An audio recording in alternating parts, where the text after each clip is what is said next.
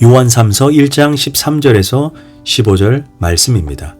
내가 내게 쓸 것이 많으나 먹과 부추로 쓰기를 원하지 아니하고 속히 보기를 바라노니 또한 우리가 대면하여 말하리라. 평강이 내게 있을지어다. 여러 친구가 내게 문안하느니라. 너는 친구들의 이름을 들어 문안하라. 아멘. 할렐루야. 오늘도 좋은 날입니다. 요한3서 1장 13절에서 15절 말씀 묵상입니다. 오늘은 지혜롭게 말하는 자가 되라 라는 제목으로 말씀을 나누도록 하겠습니다.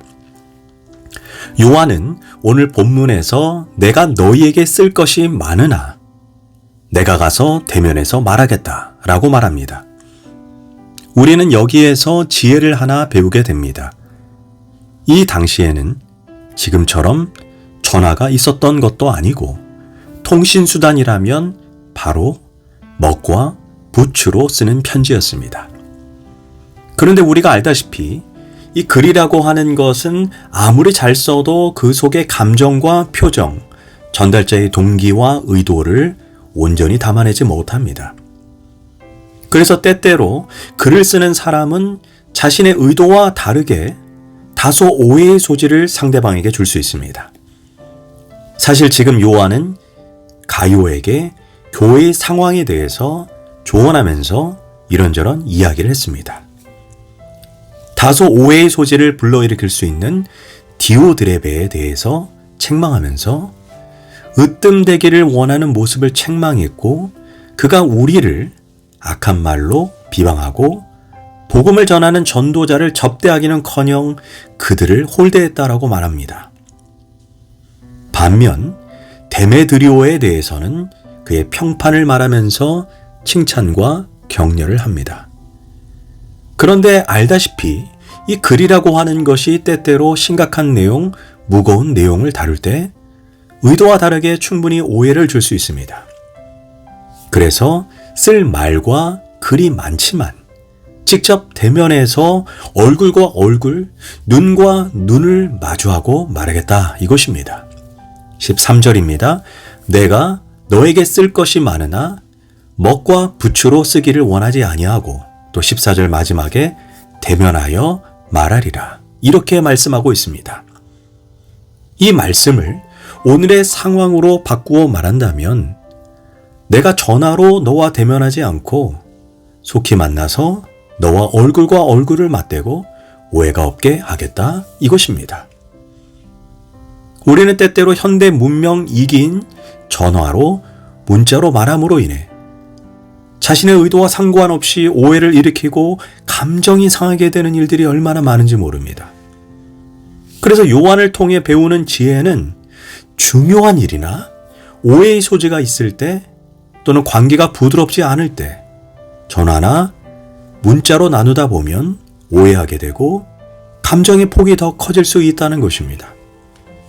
물론 우리가 사소한 일까지 직접 만나서 이야기를 한다면 상대방의 시간을 빼앗을 수도 있고 불편함을 줄 수도 있습니다. 그러나 정말 중요한 이야기, 오해의 소지가 있는 이야기, 누군가에게 진심 어린 충고를 해주어야 할 때는 직접 만나서 얼굴과 얼굴, 눈과 눈, 손과 손을 잡고 이야기 나누는 것이 지혜로운 태도입니다. 그래서 요한이 내가 내게 쓸 것이 많으나 오해의 소지가 없게 속히 만나서 얼굴을 대면해서 말하겠다는 것입니다. 사실 감정이 좋지 않을 때 글을 써서 또는 전화함으로 할 말 안 할 말 구분 못하고 본의 아니게 실수한 적이 얼마나 많이 있습니까? 이처럼 감정이 정돈되지 않을 때 문자를 보내거나 전화로 대화할 때 서로에게 상처를 주게 됩니다. 그래서 요한처럼 직접 대면해서 말하는 것이 지혜입니다. 상담학에서 직접 만나 이야기하면 좋은 점을 6가지를 말합니다. 첫째, 오해의 소지가 줄어든다. 우리가 직접 만나서 이야기를 나누면 얼굴 표정, 목소리 톤, 몸짓 등 비언어적 요소를 통해 의도를 더 정확히 전달하기 때문에 오해가 적어집니다. 둘째, 즉각적인 피드백이 가능해집니다. 상대방의 반응을 바로바로 확인하고 상대방이 오해한 것을 즉시 해결할 수가 있습니다. 셋째, 감정 전달의 효과가 있습니다. 직접 만나 이야기하면 감정을 더 진솔하게, 따뜻하게 또는 겸손하게 전달할 수 있습니다. 예를 들어 사과나 위로를 전할 때 직접 만나면 더 진정성이 느껴집니다. 넷째, 신뢰감이 형성됩니다. 특히 중요한 대화일수록 상대방을 직접 찾아와 말하는 노력을 더 높이 평가하여 신뢰감을 줄 수가 있습니다. 다섯째, 상황에 맞는 유연한 대처를 하게 됩니다. 우리가 대화를 하다 보면 예상치 못한 주제가 나오거나 계획되지 않은 질문이 생길 수 있습니다. 이런 상황에 더 자연스럽고 즉흥적으로 대응할 수가 있습니다. 여섯째, 정서적으로 연결이 강화됩니다. 함께 시간을 보내는 것만으로도 관계가 정서적으로 가까워지는 효과가 있습니다. 따라서 중요한 대화나 감정이 얽힌 문제를 다룰 때는 직접 만나 이야기하는 것이 더 효과적이고 의미 있는 결과를 얻을 수가 있다는 것입니다. 무엇보다 우리가 조심해야 하는 것이 있습니다. 당사자를 통해서 듣는 것이 아닌 제3자를 통해서 나에 대한 이야기를 듣게 될 때 사람들은 쉽게 상처받고 원래 의도와 상관없이 오해를 일으킵니다. 그럴 때도 당사자를 직접 만나서 어떻게 된 것인지 얼굴과 얼굴, 눈과 눈을 마주하면서 확인하는 것이 지혜로운 태도입니다. 이제 요한은 마지막으로 평강을 빌어줍니다. 15절입니다. 평강이 네게 있을지어다. 여러 친구가 너에게 문안하느니라. 너는 친구들의 이름을 들어 문안하라.